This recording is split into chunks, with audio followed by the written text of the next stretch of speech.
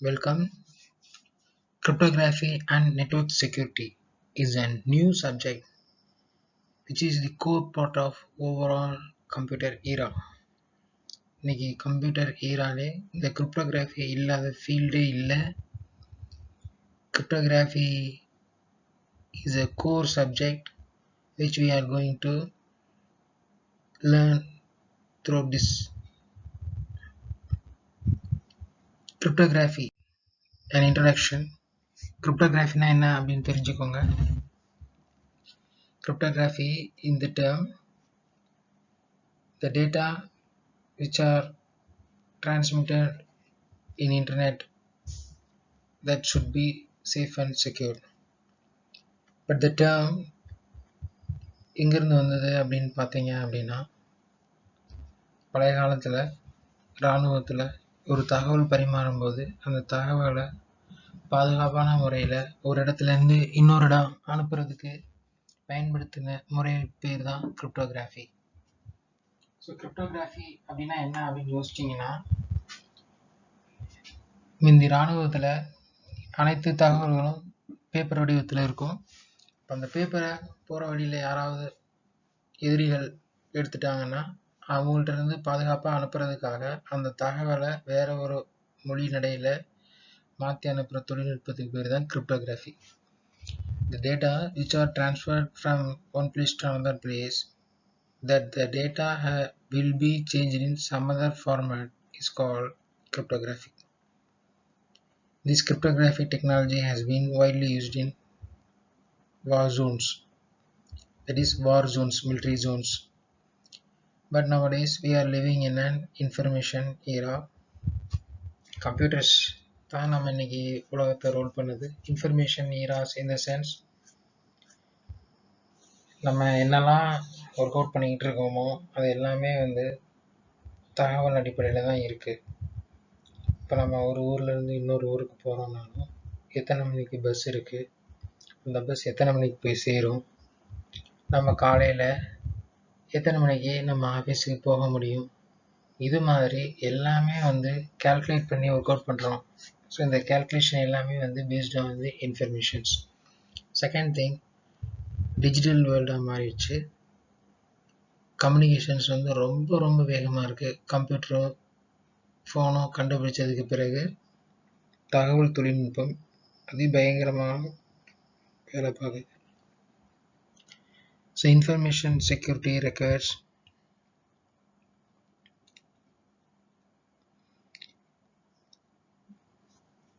Informations தான் இன்னைக்கு வேர்ல்டே rule பண்ணுது. ஸோ இந்த இன்ஃபர்மேஷனை எப்படி சேவ் பண்ணுறது அப்படிங்கிறது drastically changed. Traditionally, the informations are saved by physical mode, but nowadays all the informations which are transmitted through the systems or internets are safe and securely by digital modes. Computer use requires automated tools to protect the data that are stored in a system and during the transmission. So we have lots and lots of tools to protect our data. The best tools which we are using now is an antivirus. The antivirus for a computer which we are using will protect our data in a particular PC. Use of knowledge and communications links requires measures to protect data during the transmission. So during transmission the data has been safe and secure. Okay, let's see about some definitions which we are going to learn.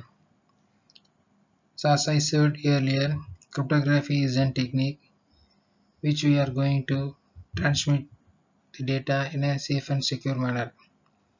And the term network security means nowadays the data are transmitted through the network. Hence, the data transmitted through the network has to be safe and secure. So some definitions which we are going to learn are called computer security.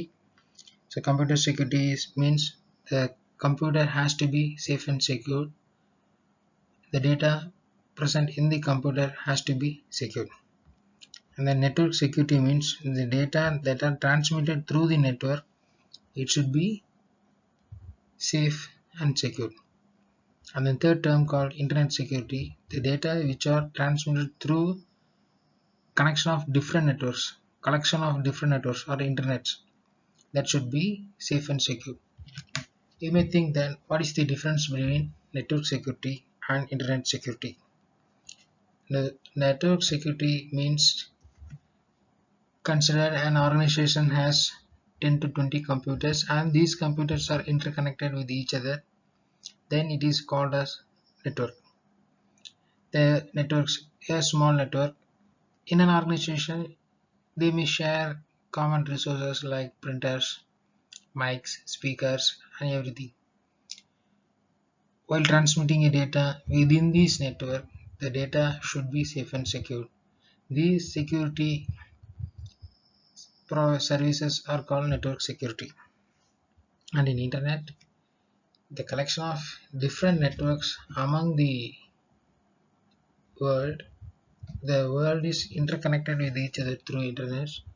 So while transmitting the data through the internet, the data should be safe and secure. What we are going to learn? Can you guess? So we are going to learn purely on internet security. So we are going to save and secure our data while transmitting in the internet. Do you think why this internet we need security provide? Since all data has been transmitted nowadays through the internet, now the cost of internet is also very cheap, hence we need a data transmission through the network has to be safe and secure, so that this internet security which we are going to achieve with the help of cryptographic technique.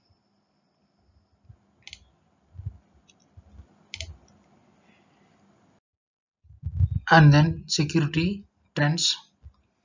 This is the graph which shows how the security has been improved through past years. While listening the graph, you may notice that in 1990s the intruders have more knowledge on hacking the data, but in 2001 the intruders don't have knowledge more about information. And also you may notice that what are all the attacks happens during these eras over the internet. அதான் இந்த graph நீங்கள் நல்லா கவனிச்சு பார்த்தீங்கன்னா 1990s வந்து ஹேக்கர்ஸ்க்கு வந்து நிறைய knowledge இருந்ததாகவும் 2001 ஹேக்கர்ஸ்க்கு நாலேஜ் இல்லாத மாதிரி ஒரு கிராஃப் வரைஞ்சிருக்காங்க.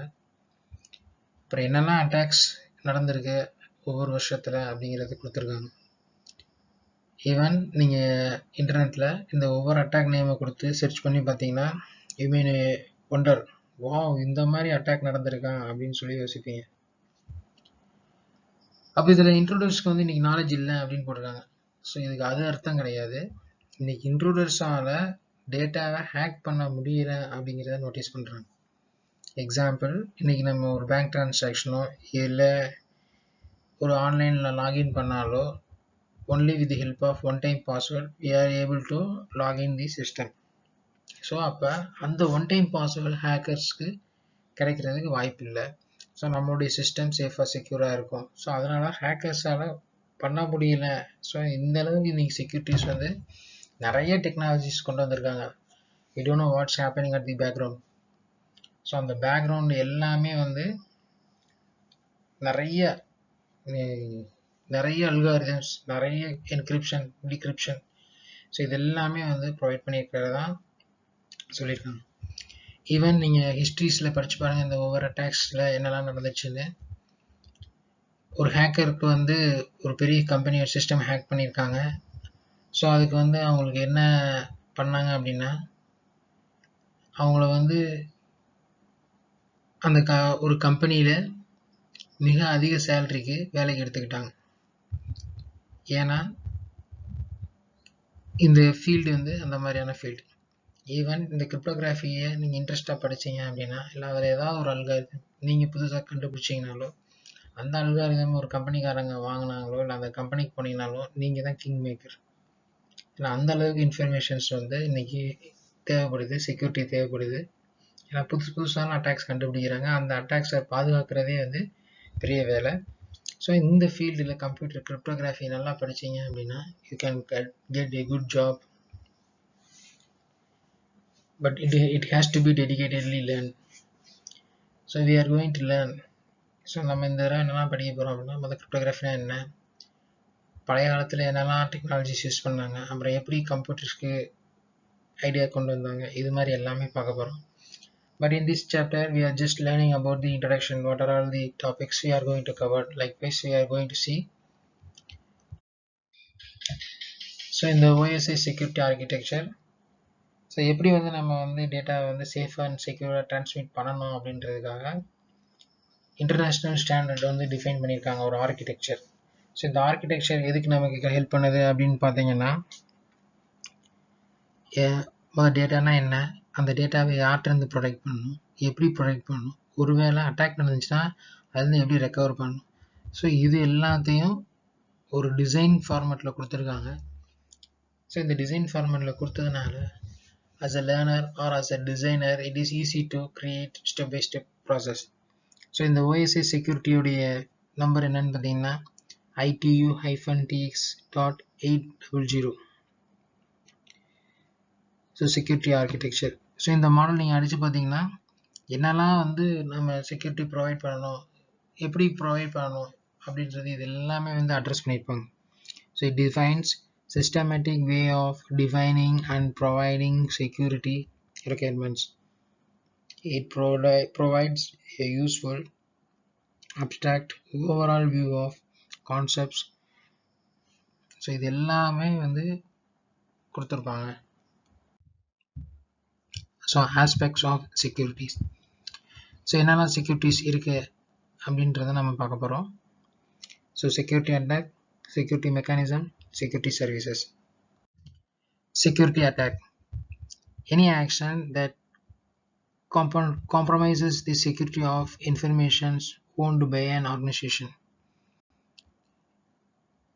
Any action, ஏதோ ஒரு ஆக்ஷன் மூலமா ஒரு ஆர்கனைசேஷன்ஸோட இன்ஃபர்மேஷன்ஸை ரிட்ரீவ் பண்ணுறாங்க அப்படின்னா it should not be compromised. So ஃபேமஸாக சொல்லுவாங்க, முந்தி காலத்தில் வந்து என்ன சொல்லுவாங்கன்னா, கார்பன் காப்பியில் ஏதாவது டைப் பண்ணி பிரிண்ட் பண்ணியிருந்தாங்கன்னா அந்த கார்பன் காப்பியில் இருந்து அந்த இன்ஃபர்மேஷனை எடுப்பாங்க அப்படின்னு சொல்லுவாங்க. ஸோ அது மூலமாக ஒரு பெரிய கம்பெனியை லாஸ் ஆயிடுச்சு அப்படின்லாம் பேசுவாங்க before the introduction of computers. So அப்போ அந்த அளவுக்கு வந்து ஒரு டேட்டா வந்து பாதுகாப்பாக இருக்கணும் அப்படிங்கிறது தான் இதுக்கு மீனிங். அப்போ ஏதோ வெளி மூலமாக அந்த அட்டாக் நடந்துச்சு அப்படிங்கிறது தான் மீனிங். அண்ட் தென் இன்டர்நெட்டில் நம்ம இன்னைக்கு இருக்கனால என்னெல்லாம் பண்ணி டேட்டா திருடுறாங்க அப்படிங்கிறத தான் பார்க்குறோம். அது ஒரு டைப் ஆஃப் அட்டாக். அப்புறம் இதுலேருந்து நம்ம எப்படி ப்ரிவெண்ட் தி ஆக்ஷன்ஸ், எப்படி அந்த அட்டாக் நடந்துருச்சான்றதை முதல் கண்டுபிடிக்கணும், நடந்துச்சுன்னா அதுலேருந்து எப்படி ரெக்கவர் பண்ணணும்னு கண்டுபிடிக்கணும், மேற்கொண்டு இதே மாதிரி அட்டாக் நடக்காத மாதிரி நம்ம சிஸ்டத்தை பாதுகாக்கணும். ஸோ இது எல்லாத்தையுமே நம்ம பார்க்க போகிறோம். ஸோ இதெல்லாம் எப்படி நேம் பண்ணுவாங்கன்னா த்ரெட்ஸ் அண்ட் அட்டாக்ஸ் அப்படின்னு சொல்லி யூஸ்ஃபுல்லாக சொல்லுவாங்க.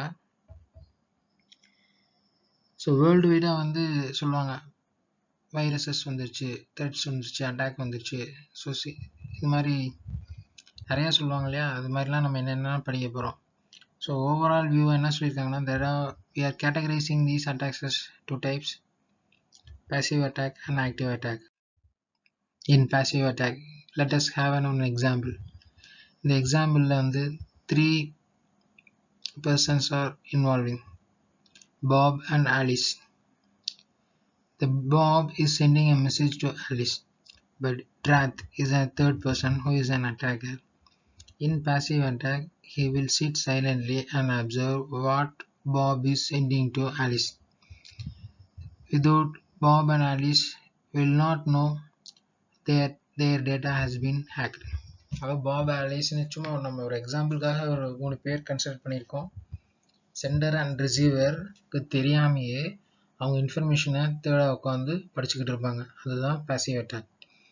ஸோ சென்டருக்கும் தெரியாது, ரிசீவருக்கும் தெரியாது நம்ம டேட்டாவை யாரோ படிச்சிருக்காங்க அப்படிங்கிறது தெரியாது. ஆனால் இந்த ஆக்டிவ் அட்டாக்ல என்ன நடக்கும் அப்படின்னு பார்த்தீங்கன்னா, Bob and Alice, so sender அனுப்புகிற மெசேஜை ஹேக்கர் அந்த ட்ராத் அப்படிங்கிறவங்க ரீட் பண்ணிட்டு அந்த இன்ஃபர்மேஷனை கண்டென்ட்டே மாற்றி அமைச்சு ஆலிஸ்க்கு அனுப்புவாங்க.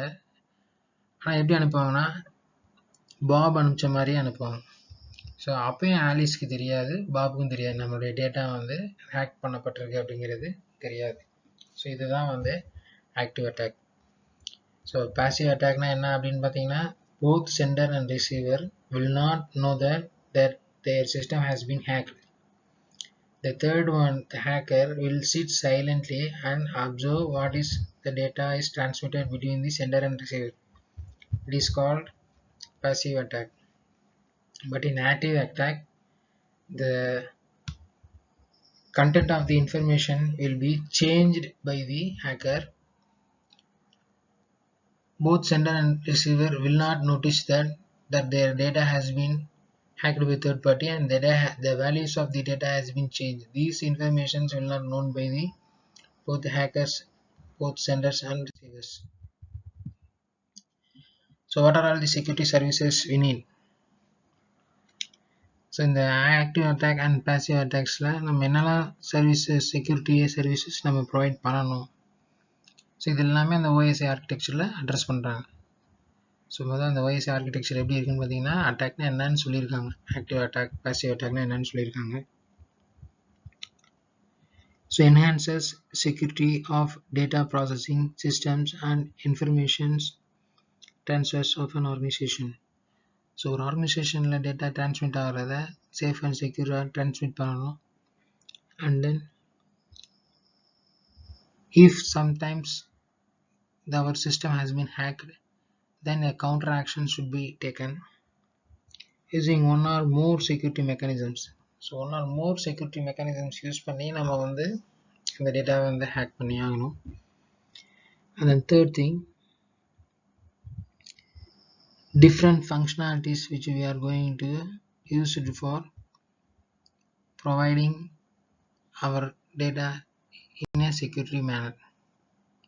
ஸோ இது எல்லாமே வந்து நம்ம செக்யூரிட்டி சர்வீஸில் பார்க்க போகிறோம்.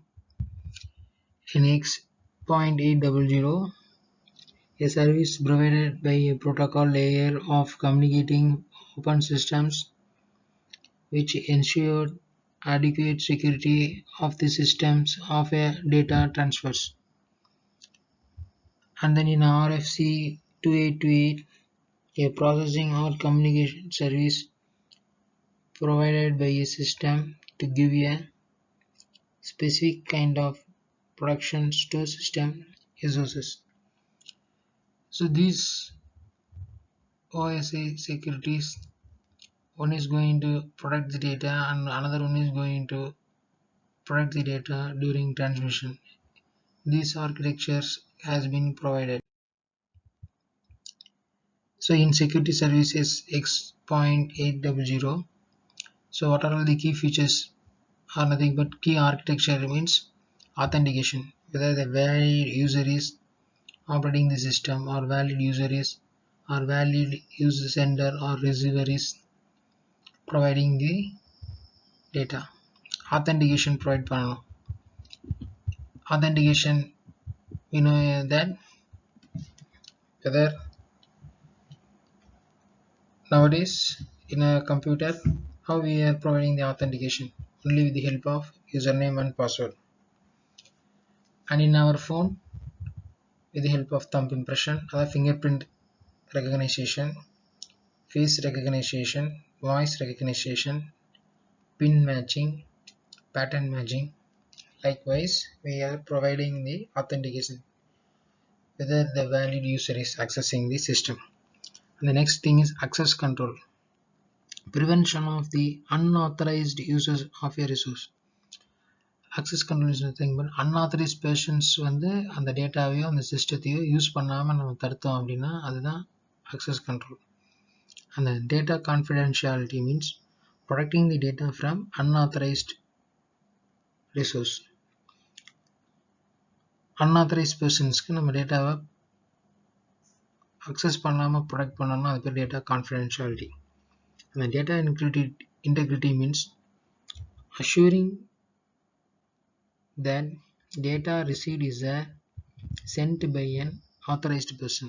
So data integrity means நம்ம ஏற்கனவே ஒரு ஆக்டிவ் அண்ட் பேசிவ் அட்டாக்ஸ் பார்த்தோம் இல்லையா. ஆக்டிவ் அட்டாக்ல என்ன, both sender and receiver will not know that their data content has been changed. So data integrity means இந்த மாதிரி சேஞ்சஸ் நடக்காம பாதுகாக்கிறதுக்கு பேர் தான் data integrity. And third one is, last one is wrong reputation. Protection against denial by one of the parties in a communication. Non-repudiation. That means நம்ம சிஸ்டமை unauthorised பர்சன்ஸ்ல இருந்து protect பண்ணுறது, ஃபியூச்சரில் இது மாதிரி அட்டாக் பண்ணாமல் ப்ரொடெக்ட் பண்ணுறதுக்கு தான் non-repudiation. Then security mechanisms designed to detect, prevent, recover from the security attack. So என்னெல்லாம் மெக்கானிசம்ஸ் ப்ரிவெண்ட் பண்ண போகிறோம், செக்யூர் பண்ண போகிறோம், அட்டாக்லேருந்து நம்ம திருப்பி எப்படி ரெக்கவர் பண்ண போகிறோன்றது பார்க்க போகிறோம். ஸோ இது எல்லா மெக்கானிசம்ஸும் நமக்கு தேவை அப்படின்னு சொல்கிறாங்க. ஓஎஸ்சி ஆர்கிடெக்சரில் இதுவும் தேவை அப்படின்னு சொல்கிறாங்க. ஸோ அது வந்து செக்யூரிட்டி ப்ரொவைட் பண்ணுறது. அது ஒரு வேளை அட்டாக் நடக்கிறத கண்டுபிடிக்கணும், அதுலேருந்து பாதுகாக்கணும், திருப்பி நடக்காமல் பார்க்கணும். ஸோ இதுதான் வந்து செக்யூரிட்டி மெக்கானிசம்ஸ். ஸோ இதுக்கு வந்து நம்ம நிறையா கிரிப்டோகிராஃபிக் டெக்னிக்ஸ் வந்து ஃபியூச்சர்ஸில் நம்ம படிக்க போகிறோம். செக்யூரிட்டி மெக்கானிசம்ஸில் வந்து பார்த்திங்கன்னா ஸ்பெசிஃபிக் செக்யூரிட்டி மெக்கானிசம்ஸ். ஸோ நிறைய, அதாவது என்னென்னா, இப்போ ஃபார் எக்ஸாம்பிள் மெயில் இருக்குது அப்படின்னா வேலிட் மெயில் ஐடி இருந்தால் மட்டும்தான் நம்மளால் டேட்டாவை வந்து அனுப்பவும் முடியும், ரிசீவ் பண்ணவும் முடியும். வாட்ஸ்அப் இருந்துச்சுன்னா மொபைல் நம்பரை நம்ம வாட்ஸ்அப்பில் சேவ் பண்ணியிருந்தால் தான் டேட்டாவை அனுப்ப முடியும். அப்போ பர்டிகுலராக அந்த குறிப்பிட்ட விஷயத்துக்கு பாதுகாப்பு கொடுக்கறதுனால அது specific security mechanisms. Pervasive security mechanism means overall குளோபலாக எல்லா டேட்டாவுக்குமே வந்து செக்யூரிட்டி ப்ரொவைட் பண்ணுறது. ஃபார் எக்ஸாம்பிள் நம்ம கூகுள் டிரைவ் எடுத்துக்கலாம். நம்ம எல்லா விதமான டேட்டாஸ் அதில் ஆட் பண்ணாலும் அந்த க்ளவுடில் வந்து எல்லாமே செக்யூரிட்டி ப்ரொவைட் பண்ணுறாங்க இல்லையா, அதுதான் வந்து ஓவரால். அதாவது வீடியோ ப்ளே, கூகுள் டிரைவில் ஒரு வீடியோ ஃபைல் வச்சுருந்தாலும் அது ப்ளே ஆகணும், ப்ளே ஆகும்போது எரர் வரக்கூடாது. ஸோ இது மாதிரி எல்லா ப்ரொவைட்ஸும் பண்ணுறது தான் பெர்வேசிவ் செக்யூரிட்டி மெக்கானிசம்ஸ். ஸோ அடுத்து ஒரு மாடல் கொடுத்துருக்காங்க, ஒரு நெட்வொர்க்கில் எப்படி செக்யூரிட்டி ப்ரொவைட் பண்ணணும்னு. ஸோ இந்த இமேஜ் நல்லா கவனிச்சு பார்த்தீங்கன்னா ரெண்டு எண்ட்லேயும் சென்டர் அண்ட் ரிசீவர் இருக்காங்க. சென்டர் என்ன செய்வாங்க அப்படின்னா அவங்களுக்கு தெரிஞ்ச ஒரு ரகசிய கீ வச்சு டேட்டாவை என்கிரிப்ட் பண்ணுவாங்க. லெட்டஸ் நான் மார்க் பண்ணி காமிக்கிறேன்.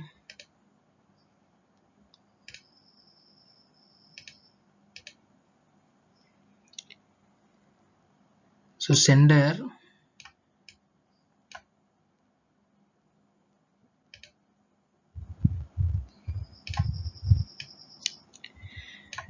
சென்டர் வந்து ஒரு கீ யூஸ் பண்ணி என்கிரிப்ட் பண்ணுறாங்க. ஸோ என்கிரிப்ட் பண்ணிவிட்டு அந்த டேட்டாவை நெட்வொர்க்கில் சேஃபாக ட்ரான்ஸ்மிட் பண்ணுறாங்க. ஸோ இது வந்து என்கிரிப்டடாக இருக்கும். அதை திருப்பி ரிசீவர் ஒரு கீ கொடுத்து அதை டீக்ரிப்ட் பண்ணால் மட்டும்தான் டேட்டா வரும்.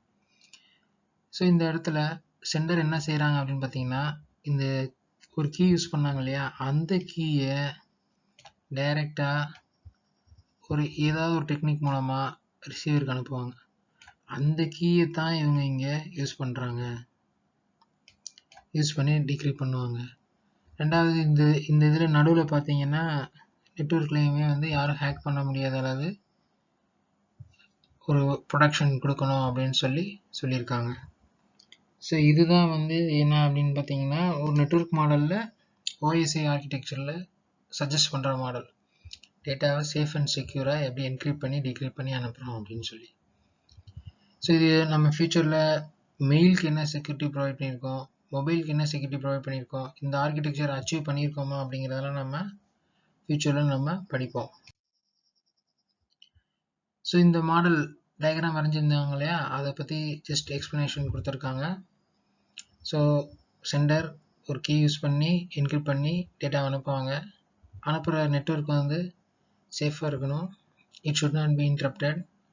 And then receiver again receive பண்ண டேட்டாவை டிகிரிப்ட் பண்ணணும் with the help of the key.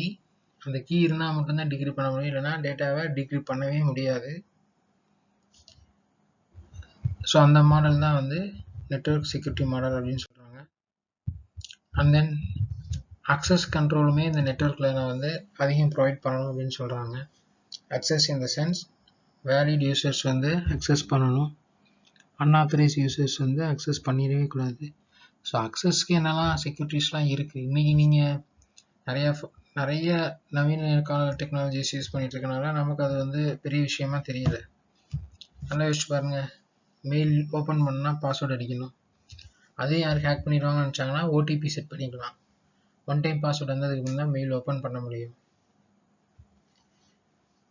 இது ஒரு ஃபியூச்சர்ஸ். அதேமாதிரி ஒவ்வொரு அப்ளிகேஷன்ஸ்லையும் பார்த்தீங்கன்னா அக்சஸ் கண்ட்ரோல்ஸ்க்கு தான் வந்து நிறைய ஃபீச்சர்ஸ் அண்ட் ஐடியாஸ் கொடுத்துருப்பாங்க. ஒரு ஆப் யூஸ் பண்ணுறோன்னா அந்த ஆப்புக்கு வந்து செக்யூரிட்டி ப்ரொவைட் பண்ணுறதுக்கு யூசர் நேம், பாஸ்வேர்டு, இல்லை பின் நம்பர்ஸ், இந்த மாதிரி எல்லாமே கொடுத்துருப்பாங்க. ஸோ இது எல்லாமே நான் ஆக்சஸ் கண்ட்ரோல்ஸில் கொண்டு சஜஸ்ட் பண்ணியிருக்காங்க. ஸோ இந்த OSI மாடலில். ஸோ அந்த டயக்ராம் எக்ஸ்பிளைன் பண்ணுறதா. ஸோ என்னெல்லாம் அட்ரஸ் பண்ணியிருந்தாங்க ஜஸ்ட் ரீகால் பண்ணுங்கள்.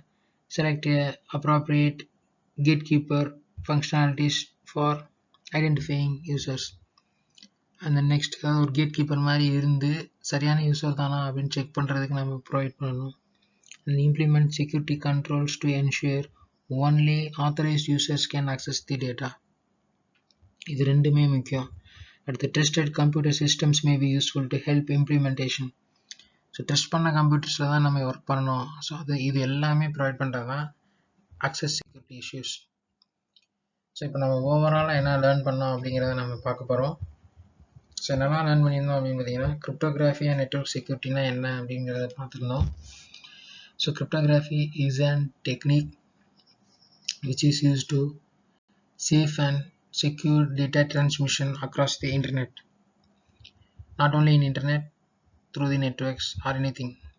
ஸோ இது எப்படி ஒரு இன்ட்ரடக்ஷன்ஸில் கொடுத்துருக்காங்க அப்படின்னு பார்த்தீங்கன்னா, in olden days how we are transmitted the data in manual mode, how they have encrypted the data and sent it. But now we are in modern information era. Everything in and around us are digital electronics. These digital electronics has to be safe and secure for data transmitting. For safe and secure, the security features which we are going to learn, the technique is called cryptographic technique. We are going to learn numerous numbers of algorithms for secure our data. And then what we have seen next is an international standard which help us to OSI architecture. So that architecture is a layout which provide us to how to protect our data, what are all the criteria which we have to follow, like which they have suggested us. So that OSI standard is X.800 standards. So and then what we have seen, a model of network, how a network should be modeled for safe and secure data transmission. So this has been seen today. Any doubts you can ask me. Thank you.